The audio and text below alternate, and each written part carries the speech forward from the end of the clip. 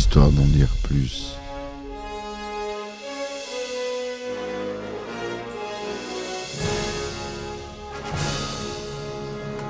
Eh ben attendez, on est en France. Allez, cul sec. Hop.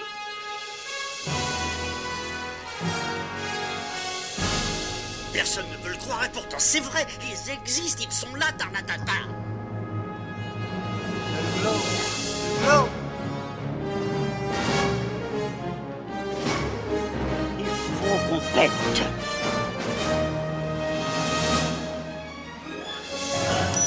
Voyons, circuit branché, convecteur temporel temporisé. Bonjour, bienvenue sur Histoire d'en dire plus. Aujourd'hui on continue avec Monsieur Night Shyamalan avec le film qui est lié à Split, le premier du nom, qui est sorti en 2000 avec Bruce Willis et Samuel L. Jackson. C'est Incassable. Allez, on y va.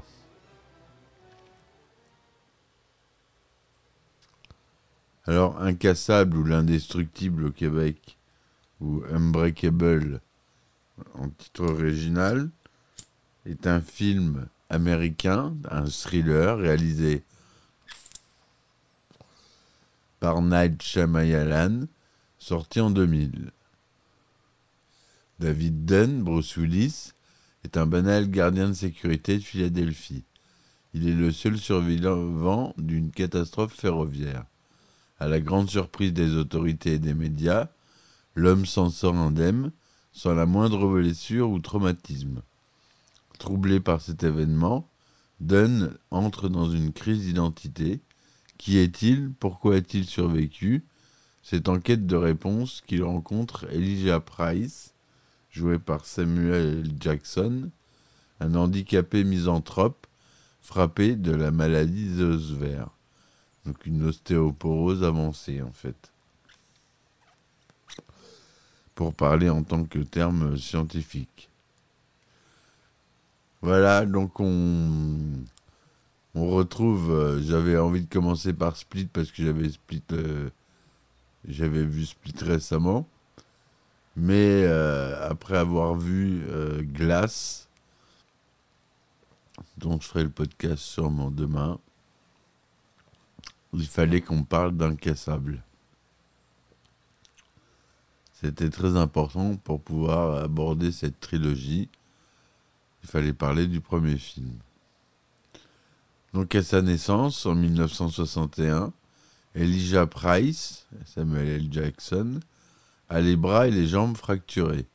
Il souffre en effet d'ostéogenèse imparfaite,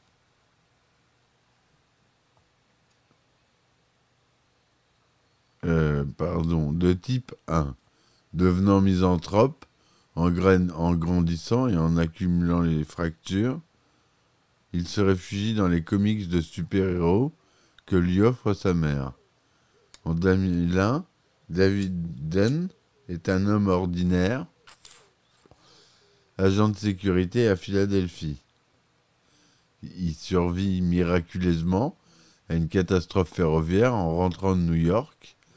Intrigué par le médecin qui lui révèle qu'il est le seul survivant et qu'il est totalement indemne, Dunn est peu après contacté par Price, devenu conservateur dans une galerie d'art inspirée des comics.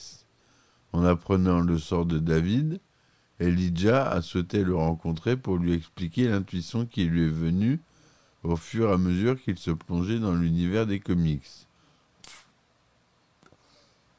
S'il existe des personnes comme lui affligées de graves faiblesses physiques, d'autres devraient avoir des capacités au-dessus de la moyenne. Aussi, Price lui pose-t-il une question. David était déjà malade. Le prenant dans un premier temps pour un fou, Dunn constate qu'il n'a jamais pris de jour de congé maladie. Lorsqu'il pose la question à sa femme, celle-ci est incapable de lui répondre. Peu après, Elijah Price va voir David Dunn sur son lieu de travail. Il est agent de sécurité au stade universitaire. Et il remarque en bousculant des personnes, ce dernier a parfois des flashs qui lui indiquent si ces personnes sont dangereuses.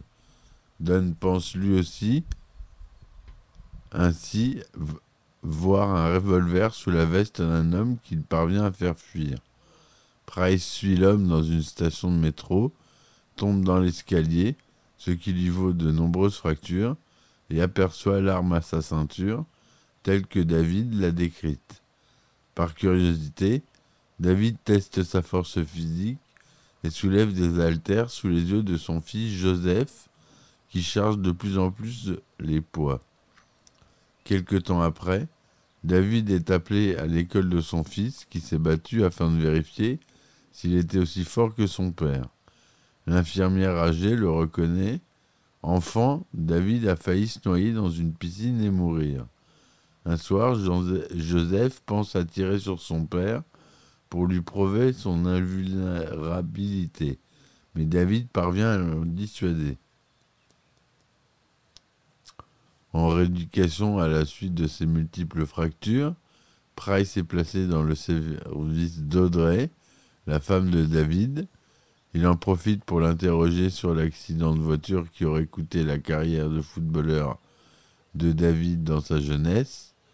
Peu après, David revoit Price et lui dit qu'ayant failli se noyer, il est finalement un homme comme les autres. Il lui demande par conséquent de ne plus s'approcher de sa famille. David et Audrey discutent de leur vie et de leur couple qui connaît des difficultés. Les choses auraient été-elles différentes entre eux si, après leur accident de voiture, David avait pu continuer sa carrière sportive. Quelque temps après, un message sur répondeur inquiète David. Elijah n'a pas renoncé. Au contraire, il dit avoir réalisé que tout super-héros a malgré tout une faiblesse et que celle de David est une aquaphobie qui le rend le plus susceptible de se noyer. David rappelle Elijah et finit par reconnaître la vérité. Il n'a pas été blessé lors de l'accident de voiture. Elijah l'invite alors à utiliser ses sens pour trouver un ennemi dans un lieu bondé. Après quelques flashs, David décide de suivre un agent d'entretien qui torture une famille emprisonnée dans sa propre maison. Il libère le garçon et la fille attachés dans la salle de bain avant d'être poussés dans la piscine par le tortionnaire. Une fois sorti de l'eau par les deux enfants, qui lui ont tendu une perche, David retourne dans la maison et tue le criminel. Le lendemain, David montre discrètement l'article du journal racontant les faits à son fils admiratif. Les deux enfants sauvés n'ont retenu de lui qu'une silhouette sous un gant imperméable. David retrouve Elijah lors d'une exposition dans sa salle de vente. Satisfait, ce dernier invite le héros à lui serrer la main. Par des flashs, David découvre alors horrifié qu'Elijah a provoqué des catastrophes dans le seul but de trouver David et de confirmer sa théorie au prix de centaines de morts. Elijah lui confie aussi que tout super-héros doit avoir sa némésis qui lui est opposée en tout point, rôle que semble assumer Elijah.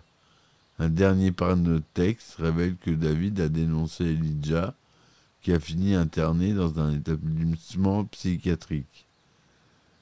Chose qu'on voit dans Glace. Voilà pour le résumé du film. Donc ça parle de comics, c'est sur le monde des comics, une réflexion sur les points communs entre la vie réelle et les comics et ce que retrouve la jeunesse dans les comics pour pouvoir justement être dans leur vie active, présent. Et donc cette réflexion, c'est Night Shyamalan qui l'a eue. On le retrouve à la réalisation et au scénario. À la musique, on retrouve James Newton Howard, un habitué, je pense, de Monsieur Shyamalan. À la photographie, c'est Eduardo Serra. Le budget est confortable puisqu'il est de plus de 75 millions de dollars.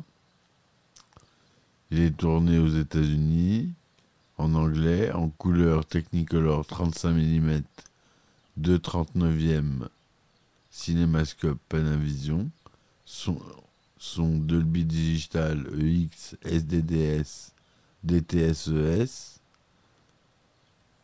C'est un thriller fantastique, drame, science-fiction, un film de super-héros, avant l'heure, puisqu'on est en 2000.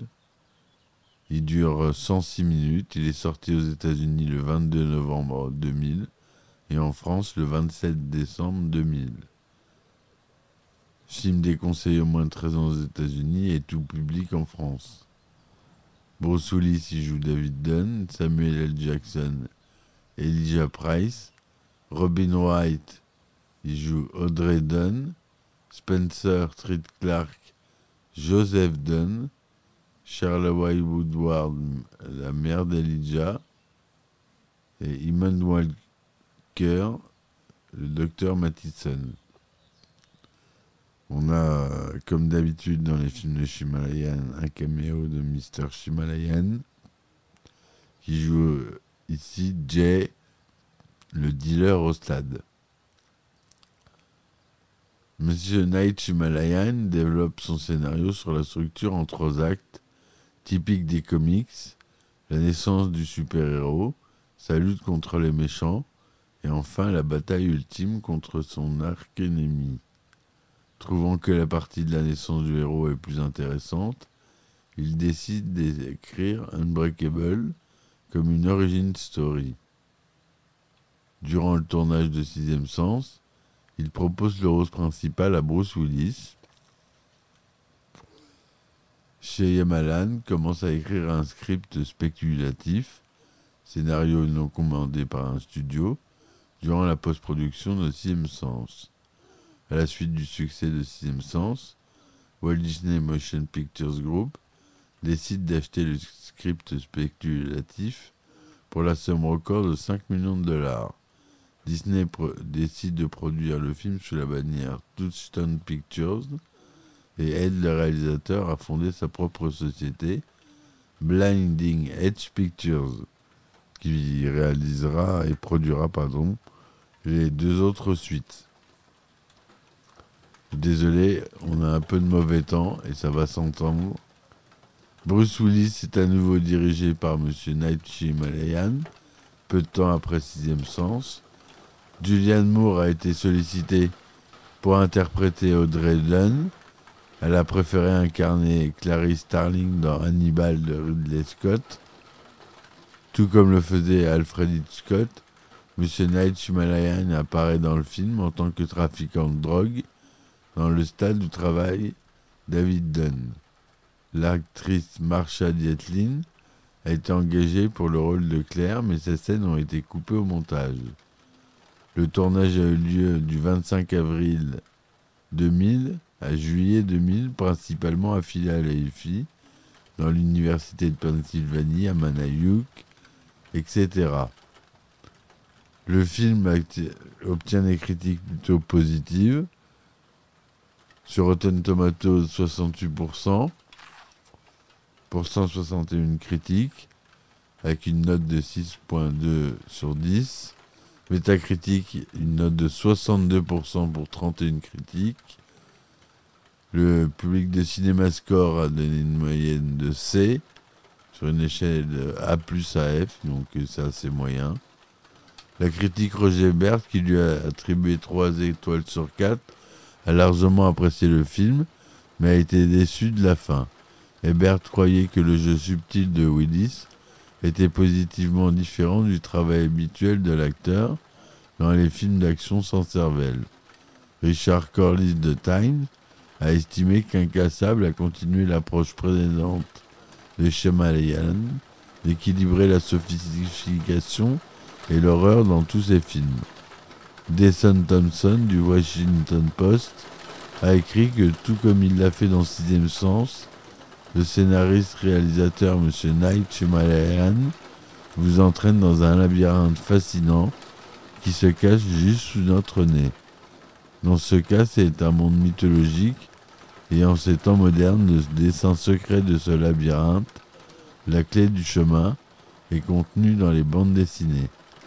Kenneth Turan, écrivant dans le Los Angeles Times, a donné une critique négative, arguant qu'Incassable n'avait aucune originalité. Que cela signifie ou non, l'ombre du sixième sens plane sur Incassable, a expliqué Turan, ajoutant que si Sixième Sens n'avait pas été un si grand succès qu'elle l'était, cette histoire aurait pu être affectée à l'oubli, ou du moins à la réécrire. Todd McCarthy de Variety a principalement critiqué l'écriture de Shyamalan et les performances données par les acteurs. Il a fait l'éloge du montage de Dylan Tichenor et de la composition musicale de James Newton Howard.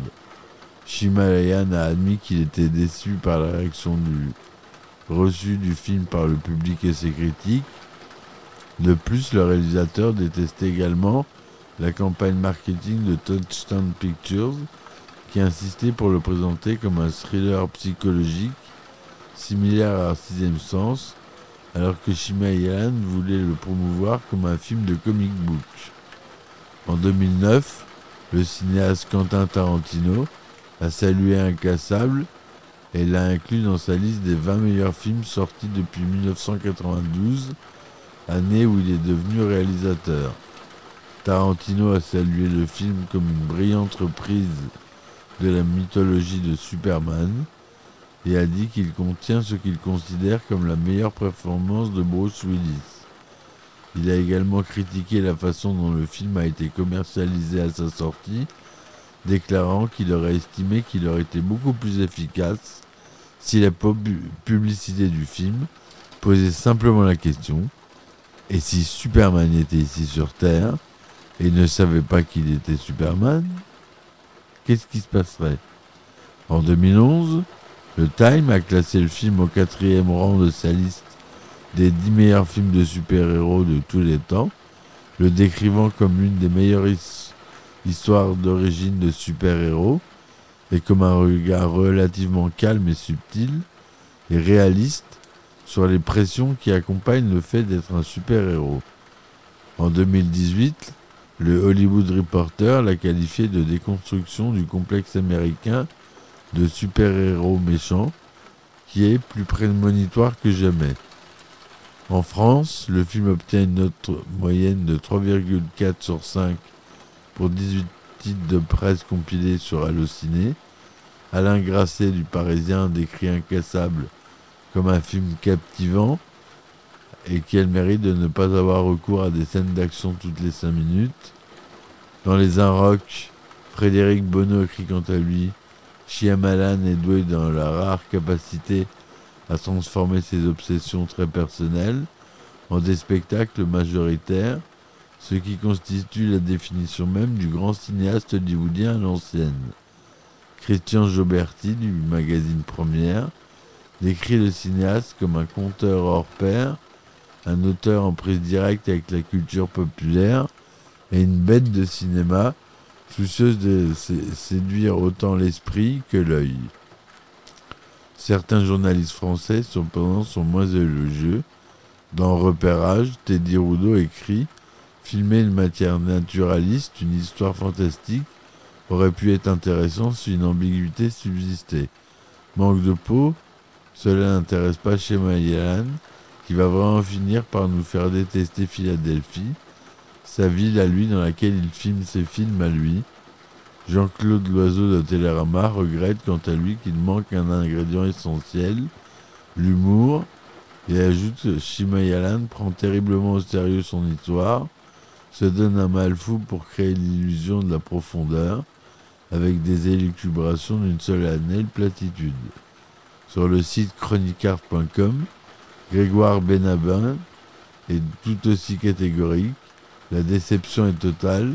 Sujet bizarre, scénario fumeux, réalisation prétentieuse. M. Night Shyamalan S'il sait faire de la mise en scène, devrait peut-être se contenter de faire de bons films et de cesser de jouer les cinéastes. Incassable est sorti aux États-Unis le 22 novembre 2000 dans 2708 salles et a rapporté 30,3 millions de dollars lors de son premier week-end, se classant deuxième au box-office. Le film a finalement rapporté 95 millions de dollars aux États-Unis et 153 à l'international, pour un total de 248, pour un budget de 75 millions, ce qui est relativement un succès. Mais il est modeste en comparaison à Sixième Sens, 676 millions de recettes mondiales, dont 293 aux États-Unis en fin d'exploitation, avec un budget de 40 millions. En France, le film occupe la première place du box-office durant les 3 premières semaines d'exploitation, où il cumule 2 700 000 entrées, dont 1 357 000 lors de sa première semaine. Il a eu quelques nominations et des récompenses. Encore une fois, prix de la meilleure bande-annonce. Night Shyamalan, il est doué pour les bandes-annonces. Monsieur Night Shyamalan a recours à plusieurs fois à la technique du plan séquence, notamment lors de discussions entre David et Elijah. Les initiales de David Dunn sont identiques, DD, comme la plupart des héros de Marvel. Matt Murdock pour Daredevil, Peter Parker pour Spider-Man, Bruce Banner pour Hulk, Red Richards pour Mr. Fantastic, Sue Storm pour la Femme Invisible, Scott Summer pour Cyclope, ou Warren Worthington pour Angel. Stan Lee nommait ses héros ainsi en tant que moyen mnémotechnique. La thématique des super-humains est très appuyée durant le film avec la notion de l'opposition entre bon et mauvais. Cet antagonisme extrême est très sensoriel et explicite, c'est-à-dire visuel et auditif. Le blanc et le noir, le chauve et le chevelu, les vêtements amples contre les vêtements moulants. De même, de nombreux plans renforcent cette idée, tel David portant sa femme Audrey lorsqu'il monte l'escalier, le plan donnant l'impression que le couple vole, ou encore le plan où David sort de la piscine et se relève devant 2 enfants, le plan ne laissant entrevoir que le bas de ses jambes et le bas de son imperméable, flottant tel une cape. Cette opposition dans la thématique des super-humains est également sociale et cérébrale. David Dunn parle peu, est réservé, c'est monsieur tout le monde, il ne se préoccupe que du bien-être de sa famille, il n'est pas vu avec au moins un de ses parents, son phrasé est simple et clair, il est scrupuleux, raisonnable, modeste, sans prétention, et enfin David veille déjà sur les autres par son métier. Elijah Price est très bavard et affiche sa supériorité sociale, érudition et richesse financière. Il est très attaché à sa mère qui veille sur lui et il n'a pas de famille et est autocentré, pas égocentrique mais autocentré. Son phrasé est rapide et complexe. Il est sans scrupules. Sa détermination poussée à l'extrême l'aveugle. Elle est pathologique, comme celle de Lex Luthor. Et enfin, Elijah est rustre dans son rapport aux autres. Le scénariste et réalisateur est bien dans le mythe du super-héros qui rencontre un jour son super-vilain, souvent à l'initiative et par la curiosité de ce dernier. M. Night Shyamalan adhère à la théorie de l'humain évolué, mais qui l'ignore ou qui ne révèle rien de peur de lui-même et de ses congénères. L'idée de trouver un adversaire à sa taille, de le mépris d'Elijah pour les autres, et le grand respect qu'il a pour David Dunn. D'ailleurs, il ne cesse de lui courir après, et David Dunn accepte sans doute ses invitations pour se sentir moins seul. C'est la seule personne qui semble ouverte à ce qu'il est. Le récit de son ancienne directrice ou institutrice, lorsqu'elle le revoit, concernant son fils Joseph Dunn, est révélateur. Il y a aussi l'idée de la solitude lorsqu'on sort du commun par une différence extraordinaire, les autres vers et la force hors norme. Et aussi, on peut penser que cela aborde le manque de compassion dont nous faisons preuve, ainsi que le rejet de la différence qui marginalise l'autre, pourtant aussi humain que nous. Les liens avec la suite. Le film Split en 2016 du même réalisateur se termine par l'apparition de Bruce Willis, on l'a dit, qui reprend son personnage de David Dunn. Night Shyamalan a dû demander l'autorisation, comme on l'a dit, à Walt Disney qui détient les droits d'Incassable.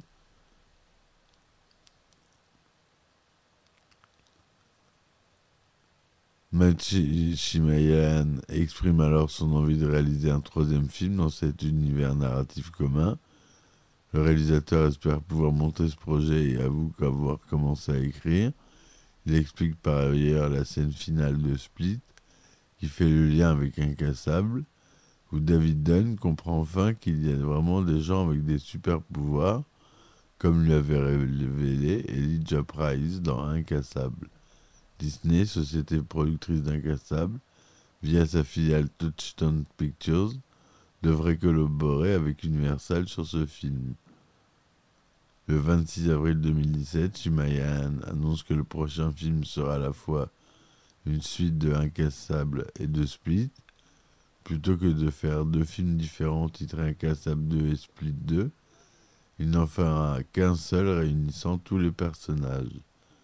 Le titre officiel annoncé est Glass. Après un accord avec Disney, qui détient les droits des personnages de David Dunn et Elijah Price, Universal distribue le film et annonce sa date de sortie le 18 janvier 2019. Le film est produit par Shyamalan, Jason Bourne, Bloom, Ashwin Rajan, Mark Bienstock et Steven Schneider. Voilà ce que je voulais vous dire sur ce film, mes amis. J'espère que cette chronique vous aura plu. N'hésitez pas à laisser des pouces et des commentaires, des likes. Comme vous voulez, c'est selon la plateforme. Je vous dis merci, à bientôt pour un nouvel épisode. Supportez-moi sur mes différentes plateformes comme Tipeee, Ulule ou Patreon. Il y a tout dans les commentaires. Je vous dis à très vite et ciao ciao. Histoire d'en dire plus.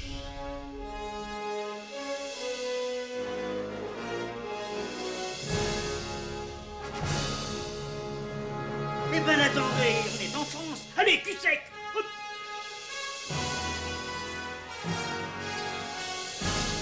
Personne ne veut le croire et pourtant c'est vrai, ils existent, ils sont là, Tarnatata.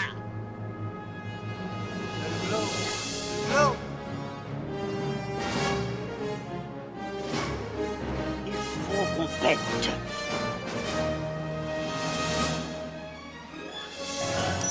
Voyons, le circuit branché, convecteur temporel temporisé,